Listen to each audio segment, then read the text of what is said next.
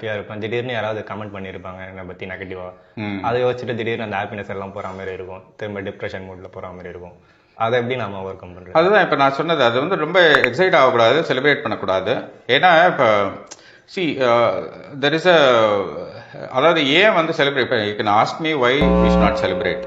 Okay, ஏன்னா நீங்க something you have achieved but why we should not செலிப்ரேட்னா, இப்போ வந்து உங்களுக்கு வந்து அந்த ஆப்பர்ச்சுனிட்டிஸ் அந்த சுச்சுவேஷன்ஸ்லாம் வந்திருக்கு. இப்போ வந்து for example even I always tell this actually. இப்போ நிறைய பேர் செலிபிரிட்டிஸ்லாம் இருக்காங்க. இப்போ டேக் ஈவன் தோனின்னு வச்சுக்கோங்களேன். இப்போ அவருக்கு வந்து சில ஃபேக்டர்ஸ் இருக்கு. இப்போ அவருக்கு ஒரு ஆப்பர்ச்சுனிட்டிஸ் கிடைக்குது, அவரோட even you can call it genetic factors கூட சொல்லலாம். அதோ அவருக்கு உண்டான ஆப்பர்ச்சுனிட்டிஸ் எல்லாம் வந்து இன்னொருத்தருக்கு இப்போ உங்களுக்கு கிடைக்கும்போது சேம் ஃபேக்டர்ஸ் உங்களுக்கு கிடைக்கும்போது யூ வில் ஆல்சோ அச்சீவ்.